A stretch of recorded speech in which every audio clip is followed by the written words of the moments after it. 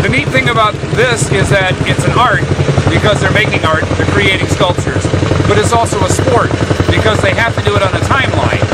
And so they're competing against each other, but at the same time trying to perform as artists.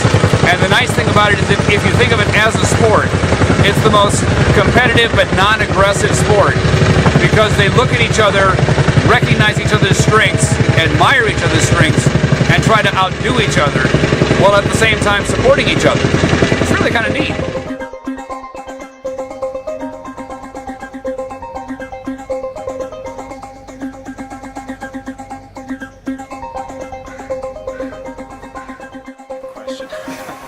I don't know, at this point it's just something that I do. I think it's kind of the case with a lot of sand sculptors.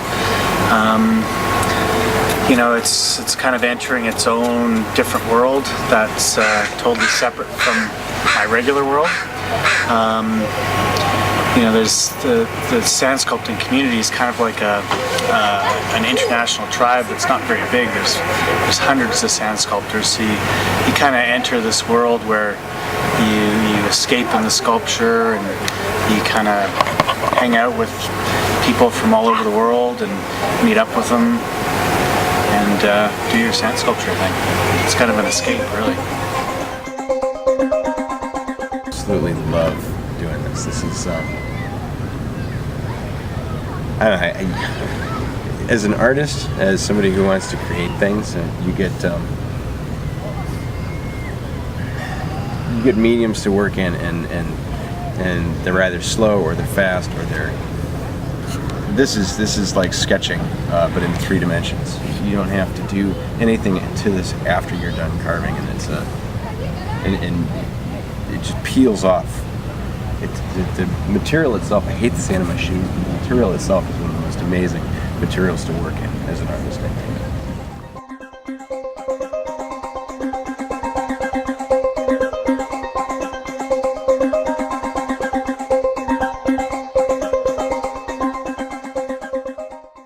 Well, I come up with the ideas as I work.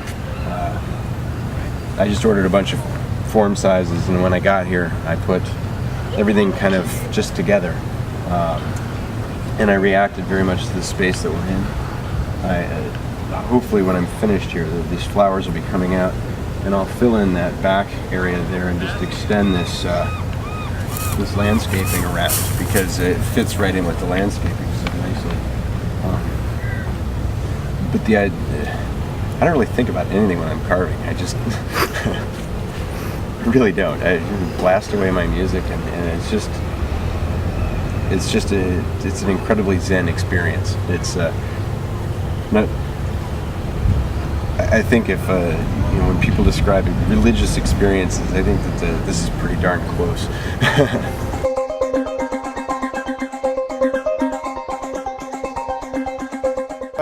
I did my first one in '75, and it just became a vacation hobby that I did for years, and then I finally found out that other people did the same thing and hooked up with them.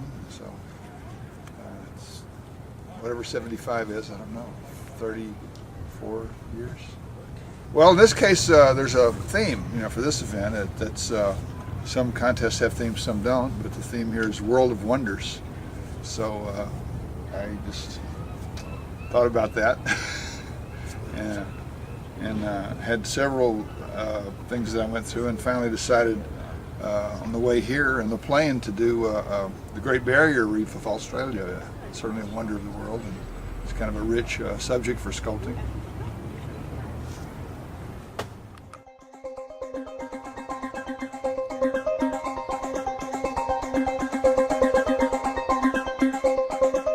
Actually, my major was in theater, and it has that same sort of appeal where you spend so much time and effort making something, and it's just there for a short amount of time, and then it's gone. It's kind of the experience is what it's about. I mean, I really enjoyed the carving part. I mean, the piece is pretty afterwards, but it's the whole experience of going to a contest, carving, and then coming out with a piece. sometimes I have an idea, you know, as soon as I hear the topic of the contest, or if there's no topic, sometimes I'm thinking about what I want to do.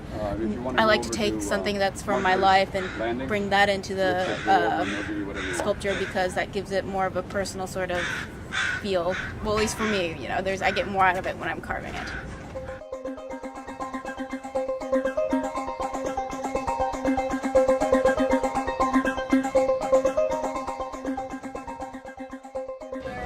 I love the feel of sand. I love the chance to try to create something new that I've never done before.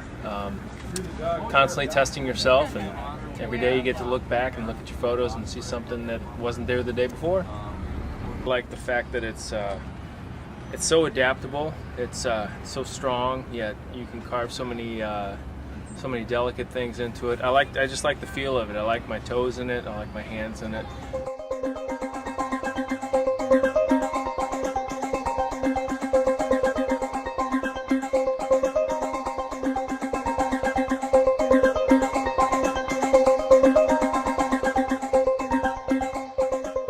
What got me started in sand sculpture was seeing one happen on the beach. I went out one day, I lived on South Padre Island at the time, and they were doing a world championship or a Guinness Book of World Records piece. And I watched how fast it went from top to bottom, about 8 people working, and in one day they created a 10-ton masterpiece. And me spending 6 months on a little wood carving, I decided this is the medium I need to try next. And I've been carving ever since. For me, it's really, I'm not sure. Mostly I think about what I'm going to carve next, because I never plan my pieces ahead, so I end up constantly trying to figure out how what I've just carved will fit into what I'm going to carve next. Try not to carve yourself into a hole.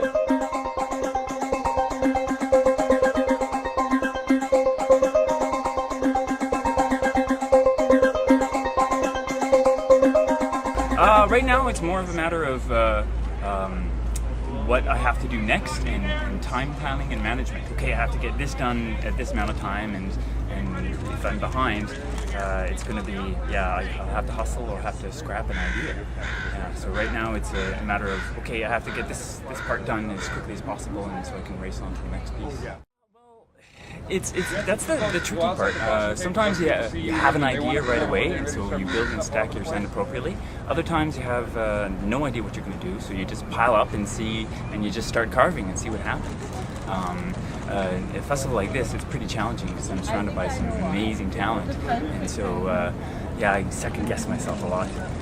But more often than not, it's just a matter of, okay, there's a pile, now let's make it a pile of boxes, now let's make it look like not a pile of boxes. So, obviously the major one is the small shovel here.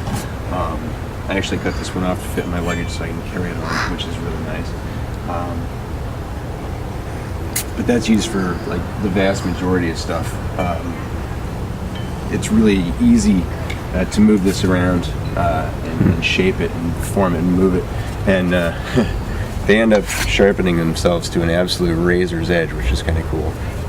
To refine that with a mason trowel, very simple. Pull out small edges, details with a palette knife. Brush off loose surfaces. This is the fluffy brush. This is great.